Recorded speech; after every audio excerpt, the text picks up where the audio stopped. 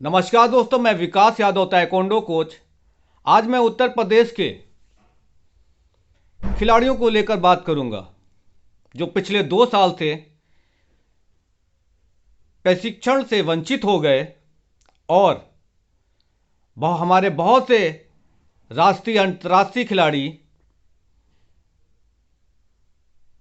पैसे के अभाव में ऐसे ऐसे काम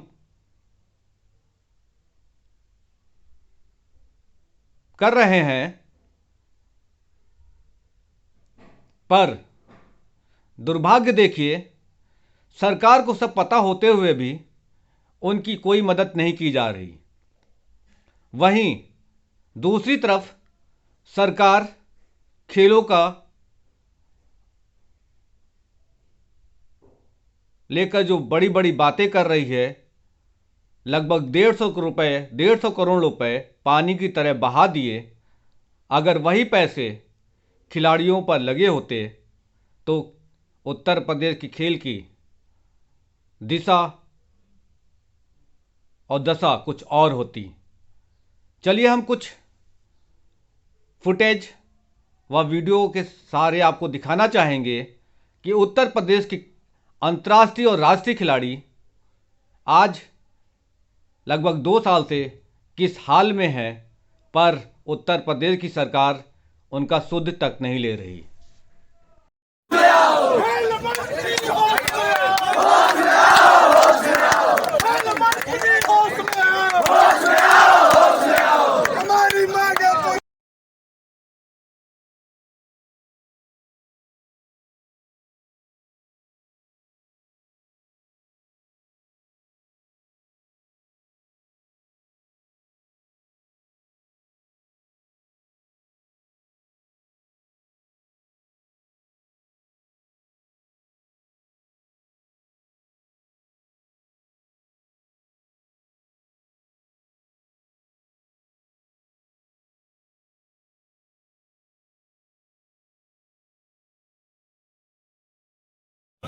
क्या नाम है आपका? सर लवकुश नाम है। हाँ। दुर्भाग्य है कि छात्रों की बात हर कोई करता है, खिलाड़ियों की बात कोई नहीं करता है। नहीं, हमने स्टेडियम्स में जा जाके ये बातें रखी हैं, कई जगहों पर, हरदोई हो या आप यहाँ की भी बात रखो। 2 साल हो गया कोरोना की वजह से लॉकडाउन लगे और ओवर एज हो जा रहे हैं, बहुत सारे खिलाड़ी हुए हैं, तो ओवर एज की वजह से तो खेल नहीं पाएंगे आगे।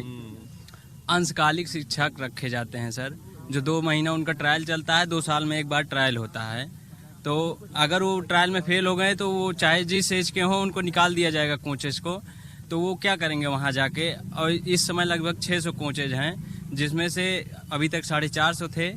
तो अगर मान लीजिए जब उनका 2 महीने का वो ट्रायल चलता है, उसके बाद भी 6 महीने 7 महीने वो वेतन पाते हैं और वो करते हैं काम, मतलब शिक्षा देते क्या हैं। किया जाना चाहिए उनको सर अंशकालिक की वजह परमानेंट कर दिया जाए, जिससे वो जहाँ रहें अपना कोचिंग सेफ हो जाए वो। और अमेठी। हमारा नाम दिव्यांशी अवस्थी में, मैं कुश्ती के प्लेयर हूँ। अच्छा ठीक है, क्या समस्या थी आप लोगों की, वो पूरी बात बताइए आप।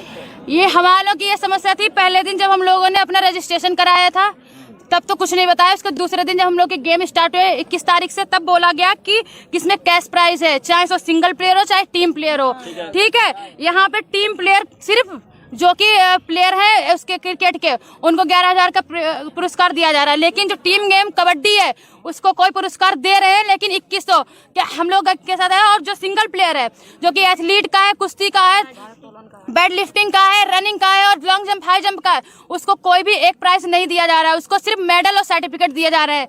हम लोगों ने जब उनसे ये बात करने की कोशिश की तो कह रहे हैं कि पैसा क्यों दे, क्या तुम्हारे घर में पैसा नहीं है क्या? उसके कही ये बात अरुण सागर ने। अच्छा, फिर आगे क्या हुआ? और उन्होंने उसके अलावा हम लोगों को 3 दिन से 4 दिन से आ रहे हैं, जो लड़कियां तिलहर से आ रही है, तिलहर से आ रही है, कोई कटरा से आ रहा है, और लड़कियां अकेले अपने घर से आती हैं। क्या उनके घर में माँ बाप को चिंता नहीं होती है? क्या तुम इतनी फैसिलिटीज नहीं दिला, तुमने खाने की फैसिलिटीज नहीं दे सकते हो, तो क्या तुम एक बस नहीं कर सकते जो लड़कियां आ सके जा सके?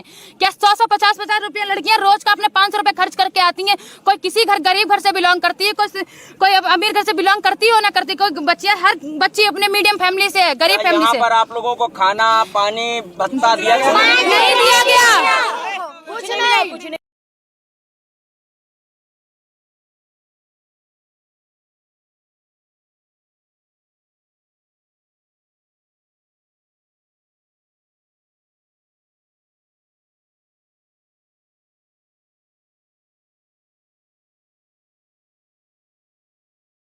हाँ जी सर, बेंगलोर में। ऐसा बेंगलोर में क्या है कि वो प्रशिक्षण आपको वहां मिल सकता है और उत्तर प्रदेश में नहीं मिल सकता है? सर सबसे बड़ा तो सिंथेटिक ग्राउंड है। मेरठ में अभी तक एक भी सिंथेटिक ग्राउंड नहीं है। दूसरा कोचिज का होता है, जैसा कोचिज भी हमारे जैसे यूपी गवर्नमेंट से गवर्नमेंट हायर करे कोच। मतलब मुझे तो गौरव त्यागी सर थे जो मेरठ में है, वो मिले, लेकिन बहुत से एथलीट्स को है कि कोच भी नहीं मिल पाते हैं। तो मुझे भी पूछते हैं दीदी आपने कैसे ज्वाइन किया, तो उन लोग को मतलब ग्राउंड और कोचिज फर्स्ट होता है प्लेयर के लिए। अगर ग्राउंड और कोच अच्छा होगा तो मेहनत करके कोई भी एथलीट निकल जाएगा।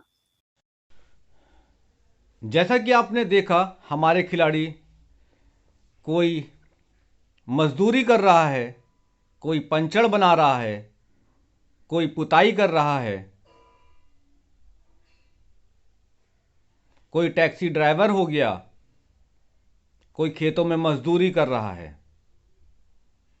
ऐसा नहीं है कि सरकार के पास इनकी बात नहीं पहुंची, सब पहुंची, पर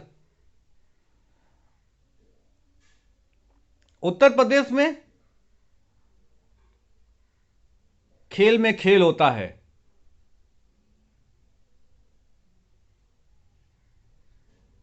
अगर इनकी थोड़ी सी मदद कर दी जाती तो आज इन खिलाड़ियों का जो ऐसी समस्याओं से जूझ रहे हैं वो शायद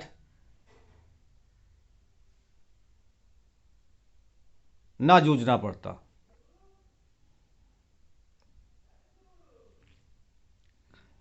अब का बात आते हैं सरकार पर।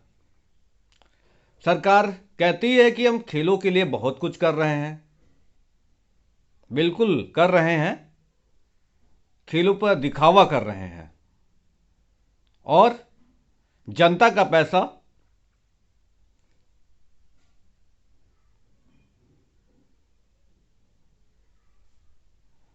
गलत लोगों को देकर,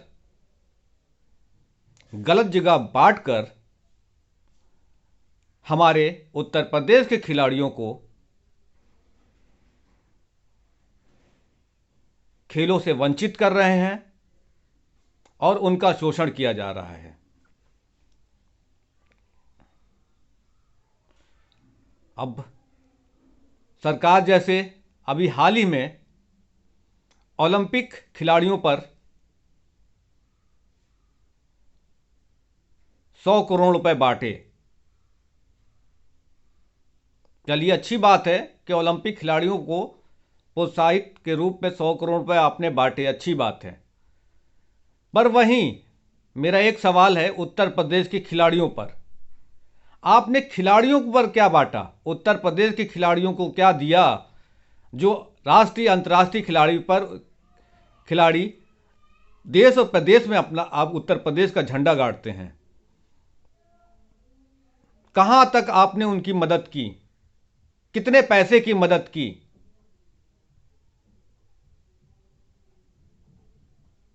अगर वही 100 करोड़ रुपए आप उत्तर प्रदेश के खेल खिलाड़ियों पर बांटा होता, जो उत्तर प्रदेश की खेल में दुर्दशा है वो शायद देखने को ना मिलती। आपने जो बांटा 100 करोड़ रुपए, वो दिखावा किया कि हम खेल के ऊपर इतना कुछ कर रहे हैं। कोविड काल था, उस टाइम खिलाड़ियों को पूछा तक नहीं गया। हम छोटे मोटे खिलाड़ियों की बात नहीं कर रहे, हम उन खिलाड़ियों की भी बात कर रहे हैं जो राष्ट्रीय अंतर्राष्ट्रीय स्तर पर उत्तर प्रदेश का नाम रोशन किया। उनको एक पैसे की मदद नहीं की इस सरकार ने। उत्तर प्रदेश के ग्राउंड लेवल के खिलाड़ी प्रशिक्षण से वंचित हो गए। उनको आज तक प्रशिक्षक नहीं मिल रहे प्रशिक्षण के लिए।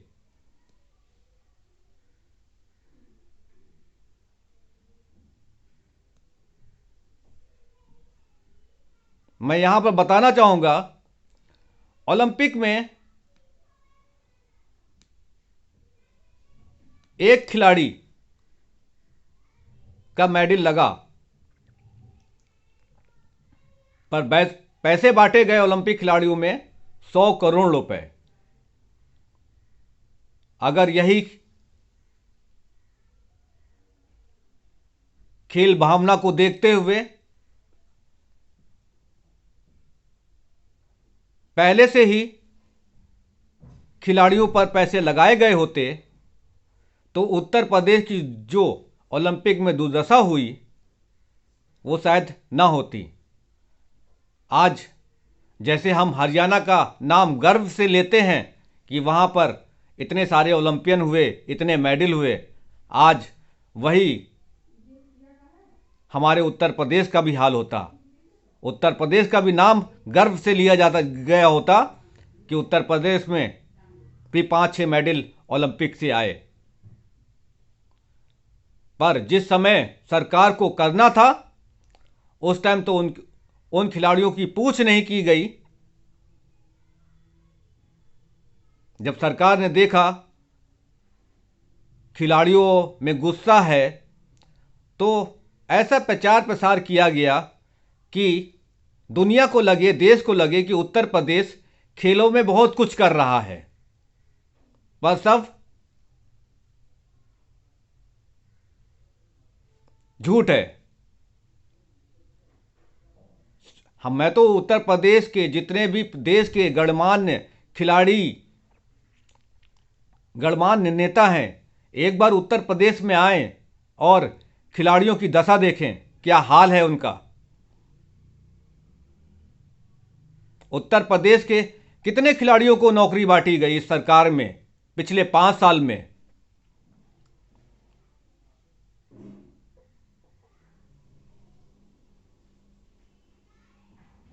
इस कोरोना काल में उत्तर प्रदेश के खिलाड़ी खाने खाने को तरस गए, पर इस सरकार को यह तक नहीं हुआ कि उनकी 4 पैसे की मदद की जाए।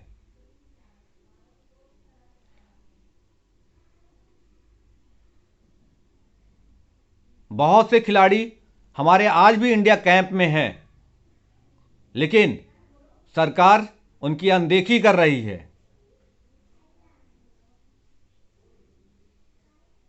कहीं से उनकी कोई मदद नहीं हो रही है।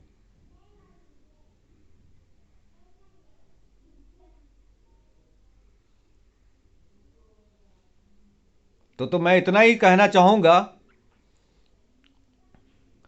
ये सरकार का कार्य जो है वो एक दिखावा था और दिखावे के रूप में जाना जाएगा।